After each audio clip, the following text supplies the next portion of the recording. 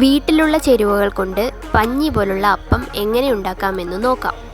ഈ അപ്പത്തിന് തേങ്ങ അരച്ചാണ് ചേർക്കുന്നത്, പക്ഷേ പാലപ്പത്തിന് നമ്മൾ തേങ്ങാപ്പാലാണ് ചേർക്കുന്നത്.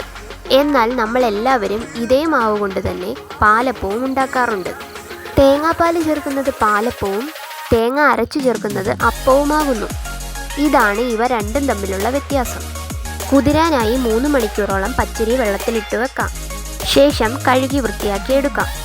അരയ്ക്കാൻ വേണ്ടി പൊട്ടിച്ചെടുത്ത തേങ്ങാ വെള്ളത്തിലേക്ക് കുറച്ച് പഞ്ചസാര ഇട്ട് വെക്കാം. കഴുകിയ പച്ചരി മിക്സിയുടെ ജാറിലേക്ക് ഇടാം. അതിലേക്ക് അല്പം ചോറ് ചേർത്ത് കൊടുക്കാം. തിരുമിയെടുത്ത തേങ്ങയും ചേർത്ത് കൊടുക്കാം.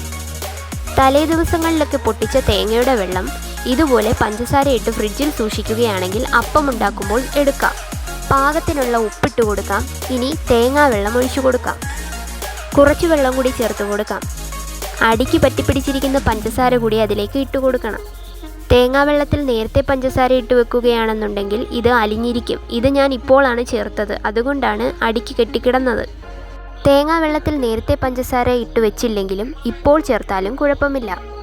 തേങ്ങ പൊട്ടിക്കുമ്പോഴൊക്കെ കിട്ടുന്ന തേങ്ങാവെള്ളം ഇതുപോലെ സൂക്ഷിച്ചു വെക്കുകയാണെങ്കിൽ പെർഫെക്റ്റായ അപ്പം ഉണ്ടാക്കിയെടുക്കാൻ സാധിക്കും. ഒരുപാട് വെള്ളമായി പോകാൻ പാടില്ല. ഇപ്പോൾ കണ്ട പരുവത്തിന് വേണം മാവിരിക്കാൻ. രാവിലെ വരെ റെസ്റ്റ് ചെയ്യാനായി വെക്കാം.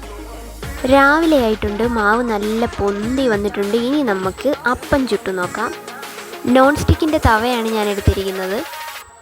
എണ്ണ ഉപയോഗിക്കുന്നില്ല, പകരം ഞാൻ ഇതിൽ നെയ്യാണ് ഉപയോഗിക്കുന്നത്. കാരണം നമുക്ക് കറിയൊന്നുമില്ലെങ്കിലും നെയ്യ് തൊട്ടുണ്ടാക്കുകയാണെങ്കിൽ നല്ല ടേസ്റ്റാണ് ഇത് കഴിക്കാൻ.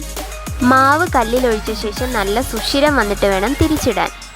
തിരിച്ചിടാതെ തന്നെ അടച്ചു വെച്ച് വേവിച്ചും എടുക്കാം. അതുകൂടാതെ അപ്പച്ചട്ടിയിലൊഴിച്ച് പാലപ്പമായി ചുട്ടെടുക്കാനും പറ്റും. 2 തരത്തിലും ഈ മാവ് നമുക്ക് ഉണ്ടാക്കിയെടുക്കാവുന്നതാണ്.